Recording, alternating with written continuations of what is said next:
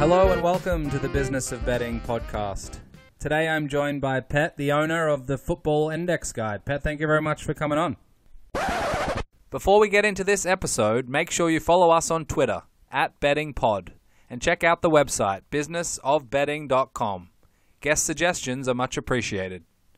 This podcast is proudly sponsored by Betfair Proprietary Limited. Betfair operates a betting exchange and is licensed in the Northern Territory of Australia.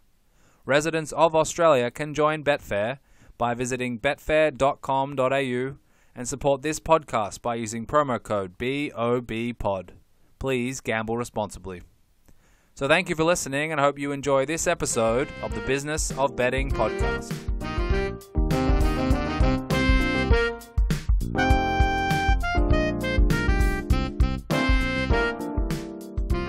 Today I'm joined by Pet, the owner of the Football Index Guide. Pet, thank you very much for coming on.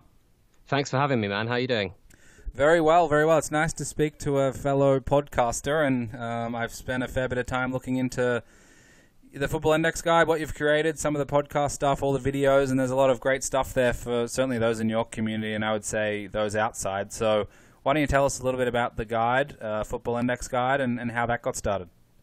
Yeah, well, before we get right into it, I'll just have a little shout out for a guy who actually introduced me to your page and said I should try and get on the show. Buzzing Paul, if you're listening, shout out to you for kind of introing me to this great show. And like after I DM'd you, it seemed kind of like a natural fit that there was some room for, you know, my story on your show. And I kind of love what you're doing. And yeah, the Football Index stuff kind of started, well, I guess I'll take a step back. I was just turned 18. I was about to go to uni. It was the World Cup 2014, I think. And I was, just turned 18 in the UK. That's kind of the legal gambling age. And I was putting 50p, £1 here on just kind of high odds bets, just gut instinct ones like David Luiz to score a header or whatever in a World Cup game, and that was kind of like where it all started. And I just kind of got encapsulated into this to this world, which was what I realized about gambling was that it's basically like everything in this world is betting or gambling, and everything in this world is defined by probabilities, whether that's kind of like insurance or getting a mortgage or banking or trading. And I'd had some kind of avid interest in kind of trading and traditional financial markets in the past when I was kind of like 15, 16, figuring out what I wanted kind of to do with the larger part of my life and at university. But when I got to 18, 19 and started gambling, it was at those kind of high odds bets during the World Cup 2014, went into uni, started betting like slightly heavier, but at lower odds, doing a bit more like analytical stuff, which eventually resulted in kind of larger losses. And then I went back to kind of high odds betting, but trying to find value. So that was the kind of thesis that I'd reached. I wasn't doing well with the high odds bets at first, wasn't doing well with the heavier stakes and lower odds bets, but let me try and find those odds that I thought were priced wrong, that were kind of overpriced and I thought had good value. That was actually okay. Did all right with that, but then I kind of realized I didn't have the discipline, and I didn't end up making too much money. After that, I kind of found match betting, which I'm not sure. It's quite a big thing over here in the UK. Maybe some of your listeners in Australia or the US might not be so familiar with it. But basically, it's kind of arbitrage betting. You're betting on one bookmaker or one book and betting against yourself on another. And the way you make money is that you're basically using loads of free bets from loads of different accounts and basically laying them on either Betfair exchange markets or whatever exchange you like, or sometimes even another betting book. And that went all right. Me and a housemate of mine at the time, I was in my second year of uni, we split like a profit accumulator account, which was basically an account that allowed you to they were basically giving you the latest offers and kind of doing video tutorials of how to do each of these offers. And yeah, we were making kind of like maybe £100 a month or something each like that, and it wasn't big money at the time as a student. You're using it on beer or whatever. And at that point, that's when the kind of Football Index ads started targeting me on Facebook, because they'd obviously seen I'd been searching like so many different betting accounts, and I had accounts with so many different bookmakers to try and arbitrage and take advantage of the odds from various books. And that's where I started found Football Index, deposited like a couple £100 just to see what it was like. And me and my housemate at the time, we saw that this was there was something here. We didn't really know what it was. It was like a really interesting product, and we didn't really understand it fully, but there was definitely something there. And the Football Index guide stuff actually started maybe 12 to 18 months later. At the time, I joined Football Index, the platform, as the 2,000th user, right? So now they've got 450,000 almost 3 years later, which is a crazy bit of growth considering how niche the market is. And about 10, 12, 18 months after I'd found the product, I had made a significant amount of money, far bigger than the kind of £100 a month that I was making with match betting. And I started getting questions from my close friends saying, hey, I've kind of heard murmurs of this Football Index thing that you are involved in and you use, and you told me about it at the start. I didn't join when you told me, but now I'm interested because I've seen an advert on YouTube or on Twitter or on the radio or whatever. This is where it started kind of edging into the mainstream. And then when I realized it started getting crazy or even bigger is when people that I hadn't spoke to in years, or friends of friends, like mutual friends, reached out and asked me for advice on the thing, on Football Index, and asked me about how it worked and stuff. And I was like, guys, this is such a complicated product. It's really hard for me to kind of keep explaining over and over again what this actually is. So why don't I try and create something scalable? Right. And I didn't know what this was going to be, but whether it was going to be like writing articles or doing anything like that. And I'd never had a Twitter account in my life. Right. So I thought, right, why don't I start a YouTube channel? That was probably the easiest way to create content that was going to show people what this thing was and how it worked, rather visually, rather than kind of just through words. And I set up a Twitter account, made kind of introductory video. I'd already made quite a few friends in the Football Index community. And through that network, I was kind of able to, get myself like 30 followers at first. And then when people started realizing the content that I was making, that kind of snowballed and snowballed. And before I'd started making that content, I reached out to the guys at Football Index, and, their blessing was a big thing for me, because they were like, this could actually be a big thing for you, but also for us, this could spread the word. And in turn, you could kind of make a big brand for yourself. And lo and behold, they were kind of right on that end, because 2 years in, the YouTube channel now has like 4,000 subscribers. It's got like hundreds of thousands of views. The podcast has the podcast that I created a month or so after I started the YouTube channel, which people will probably best know me for, has like over 500,000 listens, which is pretty incredible. I still kind of pinch myself to this day.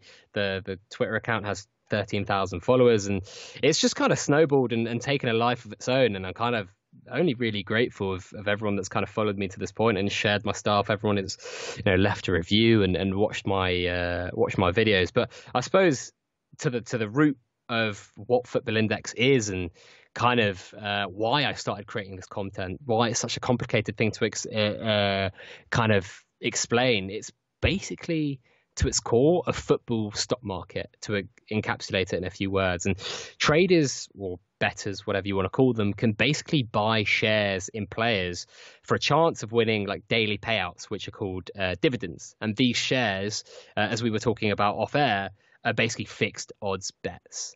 Take us through that. Let's dig in a little deeper, because a lot of people will know typical sports betting peer-to-peer exchanges where there's obviously two people matching each other, and there's a lot of those that are pretty big companies now. For Football Index, it's essentially you're buying a fixed odds bet for a period of 3 years, and these dividends come. How do you get dividends? What triggers dividends? So there's 3 different types, right? At the beginning, Football Index only had media buzz, which was media dividends, right?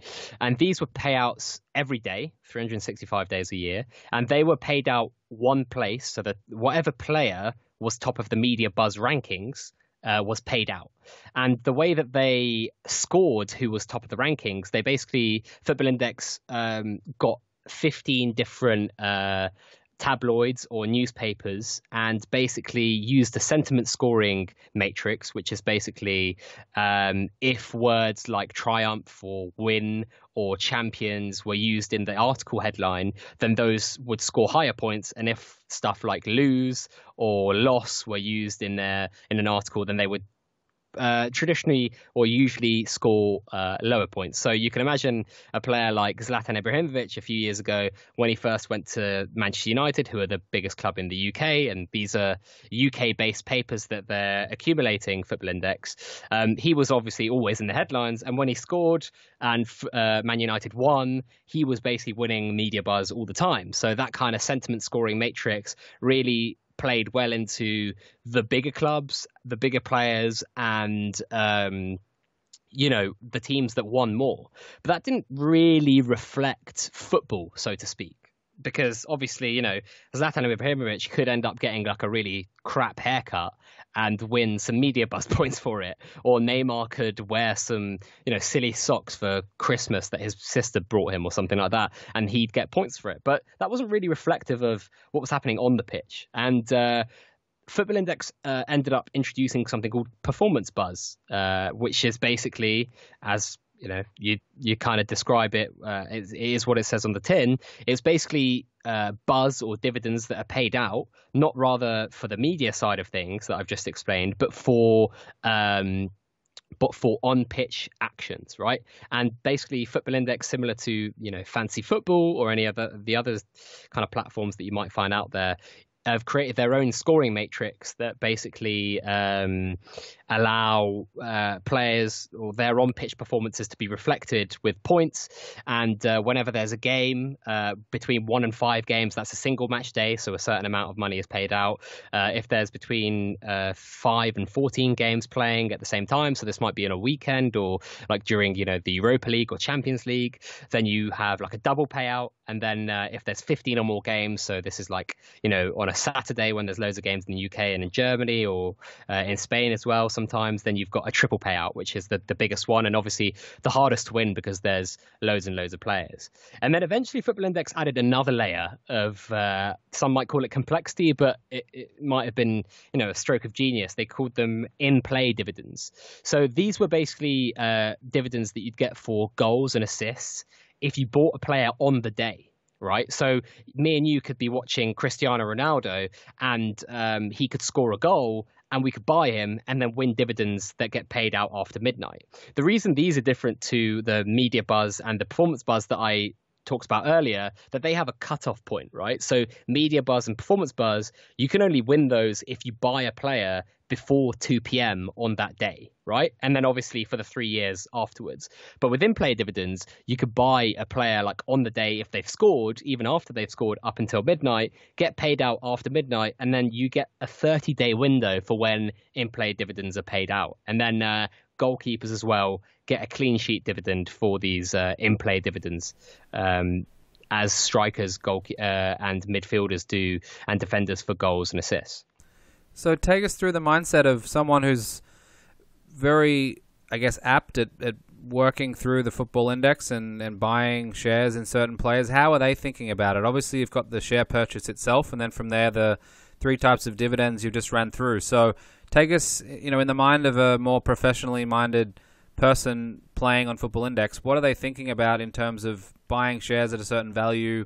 How do they value the dividends? Are they looking at Messi, for example, or Ibrahimovic, some of the examples you used? Are they players that are bought more often because they're going to have more dividends and the dividends are valuable, or is the share value itself something that's sort of relied upon over the longer term? What are some of the things that people think through once they're making these decisions?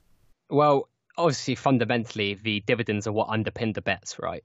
And without them, then people would be buying thin air. It would just be buying Match Attacks or playing FIFA Ultimate Team. So the dividends are underneath the bet, obviously, but people speculate on loads of things, right? So me and you, Jake, we could sit here all day and talk about what players we think are going to be really good in 2 years, or what players are going to perform really well in the next 3 months, and that is kind of reflectant on the market. And in traditional financial markets, you can kind of speculate on anything, right? People will speculate on the price of oil going up or down or whatever. With Football Index, people are kind of like buying based on what the future dividend yield they think will be. So, for example, Messi right now is circling at around £5. He is 32. He might retire in, between 3 to 7 years, depending on when the genius decides to hang up his boots. But people are kind of working out how much dividends he's going to return, and then in turn, how much that's going to kind of boost his price between now and his, the next however many years of his career. When it gets a bit difficult or more tricky is when you're buying these guys that are like 17, 18, where there's no data on them in the past, right? So a player like Messi, we know how good he is, and we know his past performances and how many shots he averages on target in a season, how many goals he usually scores, how many assists. But with a player who's just come out of the academy or who's just made his debut, it's really hard for people to kind of like know how much dividends they're going to be winning at their peak. So it creates this interesting dynamic on Football Index where you have people buying for the immediacy of these dividend returns. You've got people also buying for the longer term media buzz and performance buzz pools. And then you've also got people speculating on the youngsters that might become the next Zlatan, that might become the next Lionel Messi, or might become the next, Neymar, who seems to be the perfect blend of winning media and winning performance buzz.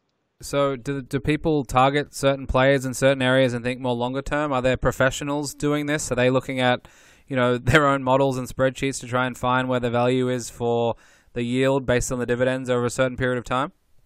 I think there's definitely people doing it maybe as their only thing, because some of the people out there have portfolios that are huge.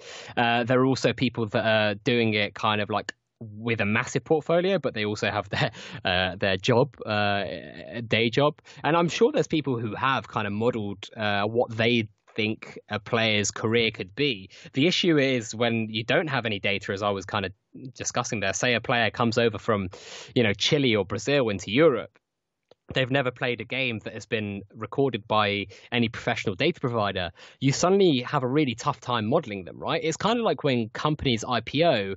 We've seen Uber and Lyft recently IPO in traditional markets, and they just kind of falter. They just go down in price because people were just kind of looking at them and saying, I'm not going to pay that price. Whereas you look at other stocks like Zoom, for example, the conferencing call service, they IPO'd and they went pretty much like straight up ridiculous returns since they IPO'd. So they were clearly valued wrong. Obviously, that's completely different because this is a kind of a betting platform. But if you're kind of looking at someone who's just been, quote unquote, IPO'd and just been put on Football Index and they haven't played a professional game yet, then it's really hard for you to model what they potentially could be, because they might become a really, really good player, but they might not necessarily become a really good player for Football Index, and they might not suit the scoring matrix. They might not play in a team that is going to be very good for media side of things. They might, play for a team who comes sixth in their league forever.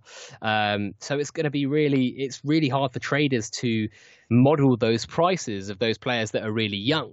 And then what happens is that people were kind of, obviously, as I mentioned before, speculating on what they could become, and kind of lots of human psychological factors come into play, such as, confirmation biases, like price anchoring, like we see in kind of traditional markets, and loads of other things that kind of create not bubbles, but kind of basis for these players. For example, a lot of people won't want to sell a player at a loss. This means that if they buy a youngster for £1.50 or whatever, they go down to £1.20, they won't want to sell at a loss.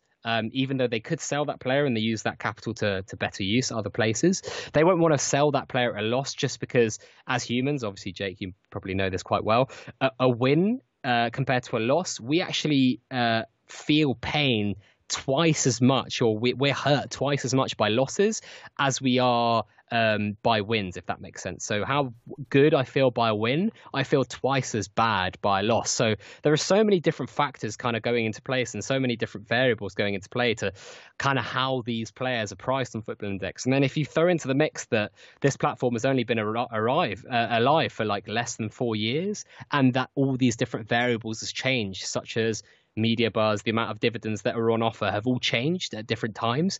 It gets to such a kind of interesting melting pot of people buying and selling shares on this platform, looking to win as much dividends as they can and looking to buy players low and sell them as high as they can. Yeah, it's somewhat complicated, but also probably many angles and many different strategies to implement. So can you take us through just, let's just pick a basic example like Messi, for example. You mentioned, let's say he's £5 and timeline of, let's say, a 2-year horizon.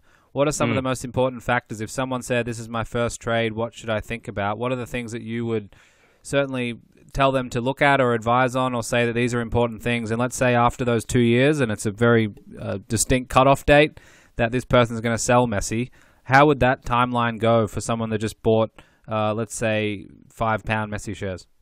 So, I mean, the bets are 3 years long usually rather than 2. But if, say, you're buying Messi at £5, the simple maths would dictate that you'd want to buy him at £5, sell him at a price where the price plus the dividend earnings are greater than what you bought for. And also 3 years, right, you'd want a relatively decent yield, because if your money is in a bank, you could make, 3% a year or whatever, or 2% a year, or 1.5% a year, whatever it is. And also with inflation, you want to make a decent yield for the price that you're selling. So let's say, hypothetically, I'm buying Messi for £5.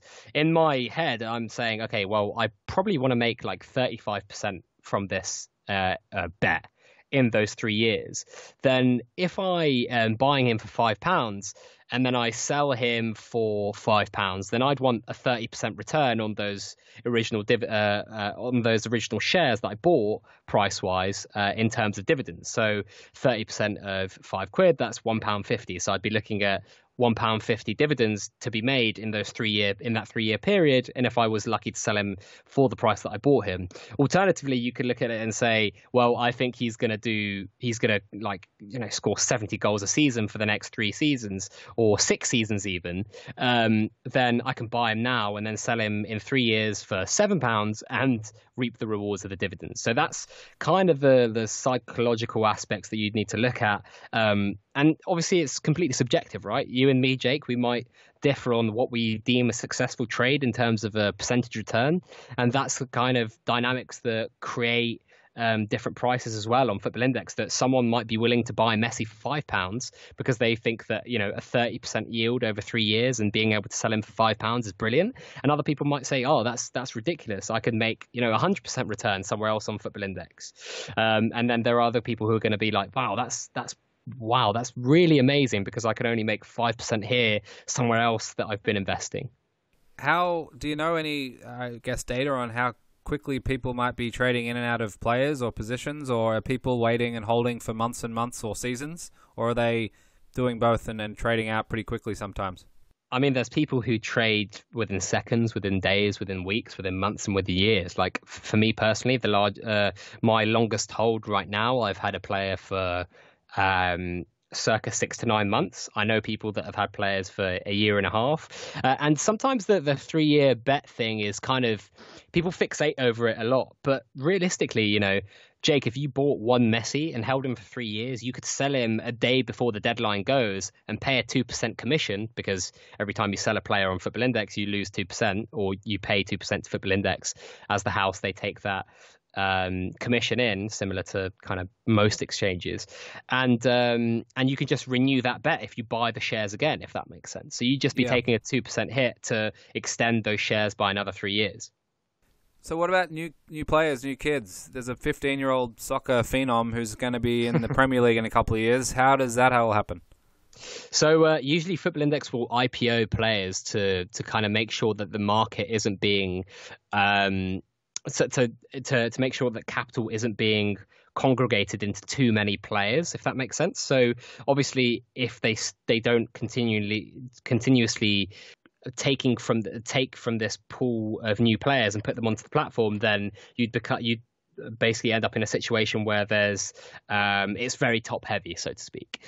So continuously footballers are added onto the index and they're IPO'd. They call them initial player offering rather than price offerings. And Football Index choose what players they're gonna put it onto the platform at certain points, and they dictate the kind of price that they're going to price them at, and from then they're basically entered into the market, and then those players settle at a price after people ferociously buy and sell them for probably an hour or two, and then like a week after that they probably settle at a base price, and then after that it's again going back to that kind of conversation we had before, where it's really hard to understand how well a player could do. In football terms, we've seen loads and loads of players seemingly they're going to become the next Messi or the next Ronaldo. You and I both know, as kind of sports enthusiasts, that players that are really good at 18 or 20 are not necessarily the elite at 25. So sometimes you see players that IPO and then they go really, really high, and then they kind of trickle down below as people realize that their potential isn't going to be reached. Are there any good examples over the last 12, 18 months of players that have been great to buy, or some that might not be so good to buy that spring to mind? Well, for example, Kylian Mbappe and Jadon Sancho have been kind of good standouts from the younger pool of players that have actually been also performing on the pitch, right? So you've got these guys who've got this sky high potential, but are also kind of returning dividends immediately, or they've got the potential to return dividends kind of explosively in the near future. So a lot of people are speculating that Jadon Sancho might come back to England next summer. A lot of people are kind of thinking about Mbappe and how well he could do over the next 12 months with the Euros next year, and if PSG get far in the Champions League, etc. Those are the kind of explosive returns that these guys could return in a slow amount of time. Also, Mo Salah, if you'd bought him when he first went to Liverpool, I think he went from £1 to £6 over a season because he'd had such a phenomenal year. Wow. Some guys that maybe might not have been as good a players to buy. Zlatan Ibrahimovic, when he did his knee for Manchester United at his lofty price, he dropped a significant amount. And there are other players that have kind of like Gabriel Barbosa, the guy that went from Santos, who was doing amazingly, breaking all the goal scoring records in Brazil in their youth teams, and then going out to potentially become the next Neymar. He went over to Europe and Inter, didn't do really too well, and then ended up going back to Brazil. So you can imagine what his kind of price graph looks like. It went from going up really, really high and then going back down below, and now trickling and finding a new kind of low base. And people that are buying now were kind of probably hoping that he one day makes another move to Europe or suddenly becomes, the next Pele for the Brazilian national team or something. Do you have any indication as to whether or not Football Index will add more dividend categories or change things or adjust moving forward, or are things pretty settled as they stand now? So they recently actually changed the not only the dividend structure but the performance buzz scoring matrix. So I'll go to the dividend structure first. They increased dividends across the board, which was obviously very generous of them, and they also decided to very recently change the scoring matrix. So beforehand, Football Index didn't include stuff like dribbles, aerial duels, long passes, etc. Some of these attributes that you might see on like Opta or other data providers, or Fancy Premier League, for example, or any other fancy sites. So this made the matrix a lot more robust, and this has only been decided. This was only actually implemented the last 4 or 5 weeks, so we've only got 3 weeks worth of game data as this season started to see how this matrix has worked. But so far it seems to have rewarded players that are a lot more dominant on the field, players that have got a lot more flair, the dribble. They've increased assist points, for example, and also added chances created. So those players like Mesut Ozil, for example, and Kevin De Bruyne that used to create a lot of chances, but because of the risk appetite that they would have in their passing, they would always pass and try and create through balls to create opportunities. And when those risky passes don't come off, they lose points because of unsuccessful passes. But now if they've got the opportunity to perhaps create a chance or a big chance with their more risky passes, the payoff for them in terms of points is bigger. So it's rewarding the best players on the pitch more so, it seems, from the first 3 weeks of action. So it seems that Football Index have got it kind of bang on the money there in terms of creating a more robust matrix that has more attributes on it. So has Football Index been considered a success, or how is the I guess, general viewpoint? Is it that it's still early stages and we don't know, or what's the general consensus around that?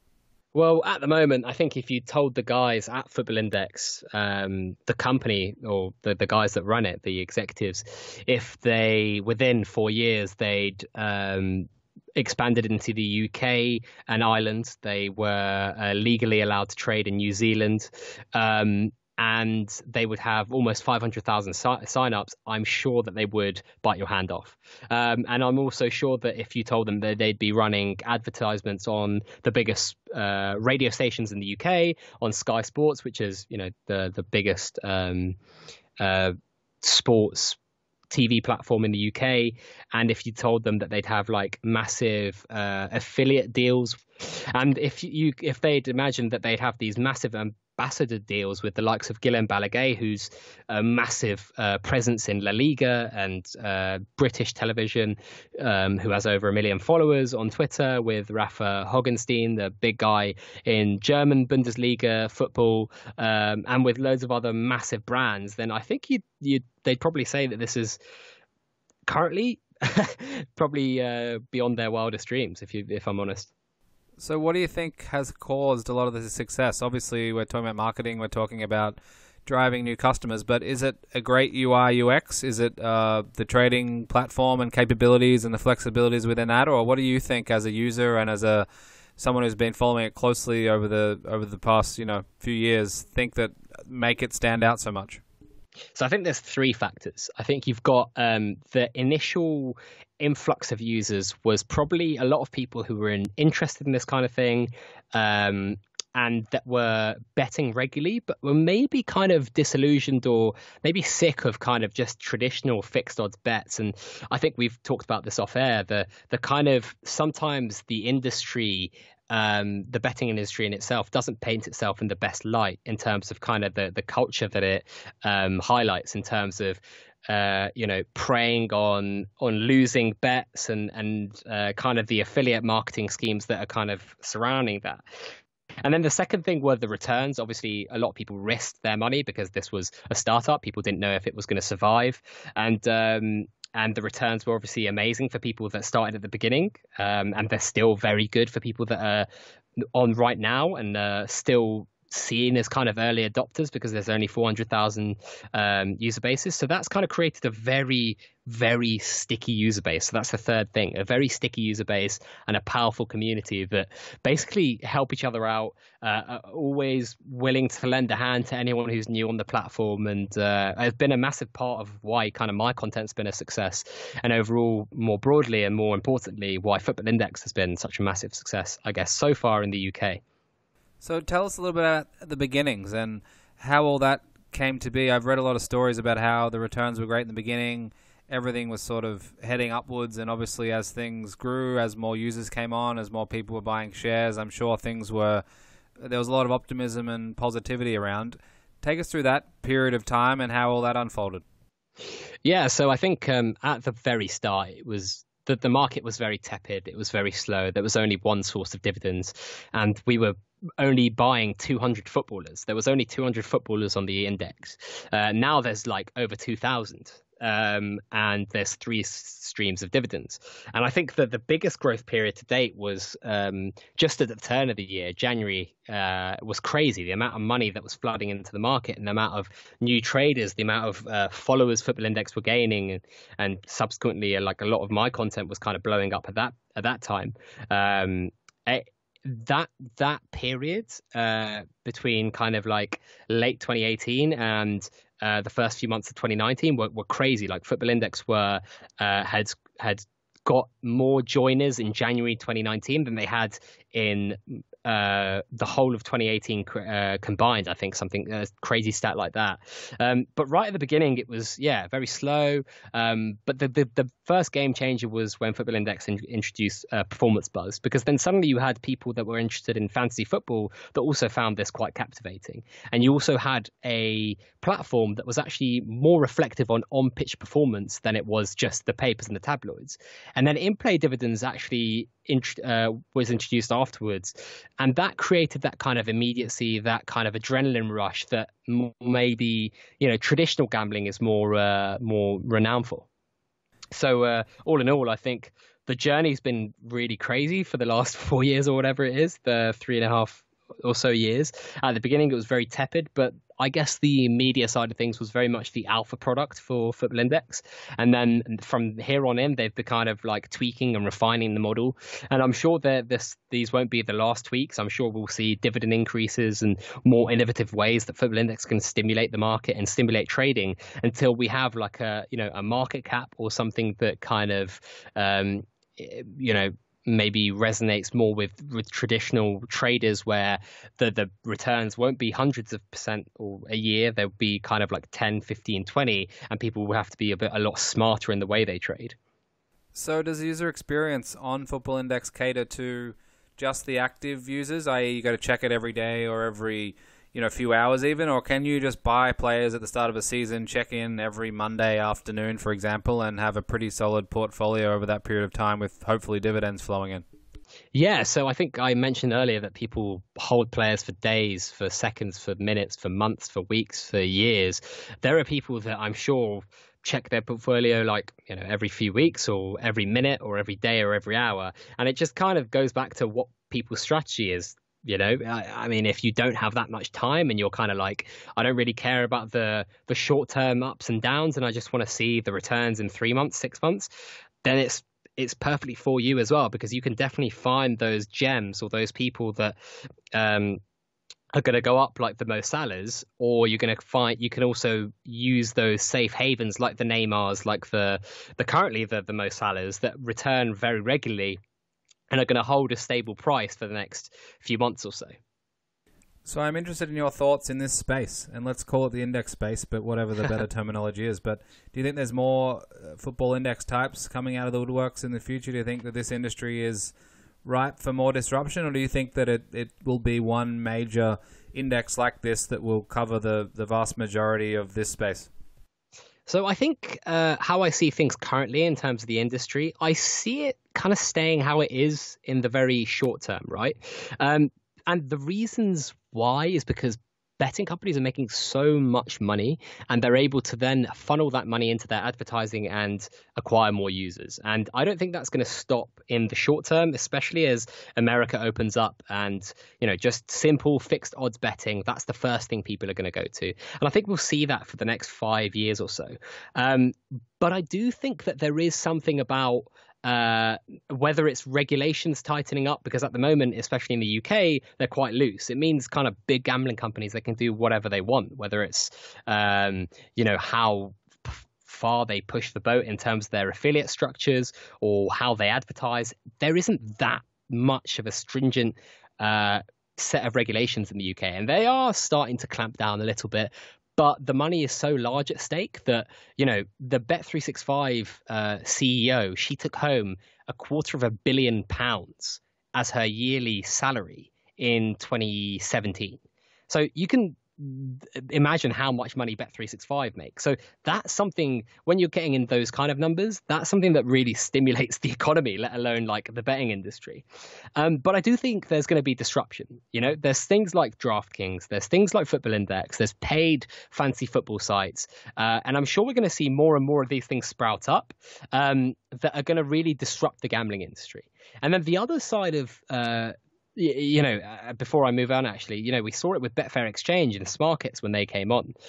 They started with these exchanges and they made a crazy ton of money, but then they still reverted back to fixed odd bets. I think Smarkets recently, they just released their own book, which is kind of interesting, even though they were making a ridiculous amount of money from their exchange. So it's interesting to see how, even though these players and the exchanges are turning over billions and billions a year, that they are still looking to go for the fixed odds bets because it's really easy to model. You can make a lot more money if bets go your way, but also it's just another big revenue stream. Afterwards, I do think there's going to be players, and I'm not sure how successful these guys are going to be, but I don't know if you've seen places like Quiff that are basically digital only sports books, and I'm sure there's loads more sprouting up at the moment that are kind of catering to people that are betting only online or only via apps, and they are they have less overheads because they don't have actual stores, and that means they can offer more generous odds. I don't know how successful those things are going to be, but I do see those types of companies taking a really small portion of the market, although they're not really innovating, right? They're not really doing anything new. For example, like they're basically digitizing betting, for example. They're taking what's happening in sports bookies in actual shops and basically just putting it only online. And that's great. That's accessible and you can offer better odds. But that market could get really easily saturated. And if there's not innovation, such as when Betfair Exchange first came out, which was totally revolutionary, when Football Index has come out now and other fancy betting sites, for example, I think these are the type of things that are really going to stimulate the betting industry to make it bigger and better and probably more ethical. Things like Football Index and fancy football are probably more stimulating to the average user than they are to just traditional fixed odds betting. 99% of people lose money, or there's only like 2% of people that profit long term with against the house in terms of mainstream betting. And those people are not your average kind of Joes that are just putting £5 here on an accumulator or £5 there. There are people that are doing this full time, that are looking at analytics years on end and modeling these systems, creating systems that can help them win. And I'm sure some of these guys that you've had on the podcast are probably who I'm referring to. But Football Index and fantasy football, these are types of things that are kind of like maybe catering to not more so more exclusively to the average person, but they can be more stimulating and more enjoyable. And if the profits are there from a medium to long term, then I think that those things will kind of stay. And then the other side of things is there going to be like bigger football indexes, or is Betfair Exchange going to create their own version of this? At the moment, I don't think so. But if Football Index can show that they're making enough money in the longer term, then there's going to be people that are sniffing around the space with serious money and serious intentions. So I think it's going to be really, really interesting. At the moment, there's those kind of few categories that I've thrown out there. There's, current fixed odds betting, there's exchanges, there's digitally native sports books that are kind of like Quiff. And then there's the innovative new fixed odds betting sites like Football Index. And then there's kind of the paid for fancy football sites. And then there's going to be things that are kind of in between those, like DraftKings and so on and so forth. And I can suppose, Football Index is kind of in that category as well.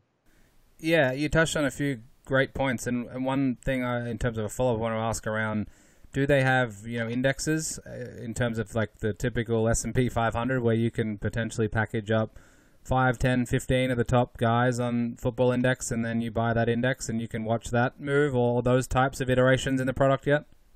Yeah, you can actually buy trackers, right? So they have the Tracker 25, the Tracker 50, and the Tracker 100, where you can buy respectively the top 25 or the top 50 or the top 100 players, which is, some people choose to do stuff like that. Well, the reason I ask is because I think nowadays anyway, with some of the predatory nature of gambling advertising seemingly is the public perception anyway, especially during game, in play, or whatever you want to call it. Places like Italy have changed their approach. Even Australia and the UK, where we're from, and different parts of the world are having different approaches. I think if you can, not necessarily gamify, but you can have an approach like Football Index where it might be a 2% commission, and hopefully you can trade over a longer period of time, and you're not losing all your money rapidly like you possibly can on other mediums or other forms. And certainly the whole idea of having someone's $100 go a lot further over a long period of time should be a good thing for responsible gambling, should be a good thing for even sports leagues wanting to make sure that they have engagement over a long period. If you hold a portfolio of players on Football Index, you're probably going to be more interested in the English Premier League over the whole season, rather than if you had $10, $100 bets that somehow all lost in the first 10 weeks, then you might not be that interested going forward. So there is some of those elements that go into disruptive technology and platforms like this. That's definitely the case, and I think it touches on some of the points that I mentioned earlier. And Football Index's motto is that your bet's not over at the final whistle. And even if you bought, I don't know, Messi and he broke his leg, then he might fall like 50% or whatever. But you might still be able to sell him either back to Football Index or to another user who might think, oh, he'll bounce back from that leg injury. So even if that happens, then there is kind of like that bounce back ability potential, and that kind of motto is definitely inherent in the market and how it works. I think the other thing is, like, I did a podcast, I think it's episode 22 of my show, that I did it with one of my friends, the guy that I started match betting with and I found Football Index with, my housemate. And we kind of talked about how Football Index got us really interested in like investing and financial markets and kind of becoming financially free with our own wealth. And that's the kind of thing that I just don't think you see from, traditional betting and these models that are currently, frankly, currently monolithic. And you mentioned the word predatory. I didn't want to use it, but we can call it that. They don't really incite that kind of stimulating and intellectually stimulating side of things as maybe Football Index does, because I, for one, got really interested in personal finance and investment in general and stock trading, so on and so forth, and it all stemmed from this product. And I think if it can even have an effect on 5-10% of users that make them think a bit more about their money in a conscious way, and there are going to be obviously people that are going to irresponsibly gamble, where they chuck 90% of their savings in this thing, and I would never advise anyone to bet anything more than they can afford to lose. But on the flip side, you are also going to have those people that learn, and they are going to be more in tune with their kind of personal finance and their kind of understanding of, either financial markets or kind of like how they can either better their own wealth and build themselves for the future. Yeah, absolutely. And I think on those platforms, and certainly these days, people can get access to a lot more information, a lot free, quickly, and then a lot of it's very good, and you can try and enhance your trading, enhance your investing, or whatever your approach is. And then hopefully it is still recreational for those who are just looking for entertainment, and maybe they want to buy for some of the in-play dividends over a short period of time as well. So I think free-to-play is kind of trying to get into that space where it's, obviously relevant for sports to have some type of interaction with their sports fans, but something like Football Index can have those fans with some skin in the game, so to speak, and hopefully get something out of it, short, medium, or long-term, whatever they're looking for. Definitely. I think one last thing, and maybe I wanted to touch on, then I talked about this on the latest episode of my podcast, so at the time of recording, episode 97, with a chap called Gavin, Taking Value. He's a really smart guy. We kind of talked about the potential of even maybe, institutional money coming into the space. There's no reason why, there's people we can speculate on Bitcoin and the price of oil, etc. There's no reason we can't speculate on a player's performance at some point in the future. And I'm sure there's going to be products, potentially Football Index included, that are kind of going to cater to maybe not eventually, institutional money, but certainly bigger players and professional traders. Yeah, and before I let you go, I want to touch on your community, what you've developed, and what brings people to listen to your show. And obviously your content is very good for those specific to Football Index, but does have a wider audience, I'm sure, and those interested in just investing, trading, gambling, and betting generally. So tell us a little bit about how that started and how it's all going. Yeah, so I think I touched about it at the beginning. It's taken a life of its own, really. Over 500,000 podcast downloads, hundreds of thousands of YouTube views, and it's quite good. Like I look at the stats sometimes on YouTube, and I'm like, oh, these views are fake, because people must be dropping off like after 30 seconds or something. But people are watching like at least 50% of the video, which kind of warms my heart to not get too soppy. But it really does make me proud that I've kind of ended up creating something that people really enjoy doing. I mean, I actually, funnily enough, got a message from a friend that I went to uni, and we were really good friends. We were on the same course. We'd speak every so often. He just went to me, mate, just speaking to someone about Football Index, and he says he watches your videos all the time. How crazy is that? And stuff like that. I just saw the notification pop up like a few hours before we started recording, and I just kind of smiled to myself. I didn't really know what to think, but I didn't really think it would ever get to a point where I would be viewed and listened to by this many people, but also have a positive influence on a lot of people's journeys, either in Football Index or otherwise. I mean, a lot of my content is centered on kind of learning Football Index and how to become a better trader on that, and same with the podcast. And hopefully it can continue giving those kind of insights and just stuff like responding to people's comments on YouTube or responding to people's DMs on Twitter. Like, my DMs are open. I'm pretty crazy in doing that, some people would think, but I've genuinely never not responded to someone, whether that's on YouTube or Twitter, unless it's obviously like really absurd spam. So and I thought, when I was 3 months into this thing, I was kind of like, I'm going to get bored of responding to these messages. And 2 years in, and I still have not failed to respond to a message, which is, I'm not trying to pat myself on the back, but I kind of just trying to say that I still enjoy doing it a lot. And I guess that's kind of reflective on, my content, the quality of it, the consistency and quantity of it. And also kind of the listenership and viewership. It just continues to snowball, which is amazing. And I have to pinch myself every time I look at the stats. I see people, talking to me on Twitter and kind of complimenting my work, and also seeing myself in kind of the iTunes charts on Apple, on the Apple Podcast app is amazing. There are people from BBC Radio and Sky Sports and professional betting companies creating their podcasts that are professionals in this space. That's what they do for a living, and this is kind of the side hustle that I'm kind of playing in the same playground as those heavy hitters is, it's still unbelievable to me today. And I just hope it keeps on going, and I hope I can still continue to make content that really helps people out on Football Index and otherwise.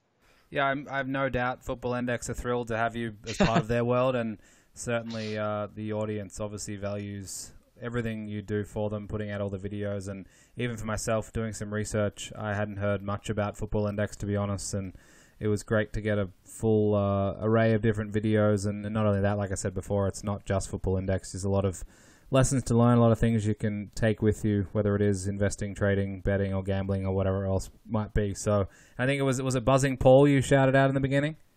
Yeah, shout out Buzzing Paul. Yeah, I got to give him one as well. He obviously brought us together, it sounds like. So it's very cool that we get to chat. Hopefully we can certainly do it again soon. And I want to thank you very much for your time and coming on the podcast. Thanks very much for having me, man. It was an absolute pleasure. And I guess I'll plug myself finally. If you want to find me on Twitter, it's just at FI Guide. On YouTube, if you just type in Football Index, I'm sure you'll find me. And similarly on any podcast app, wherever you listen to podcasts, if you want to check it out, it's just the Football Index podcast.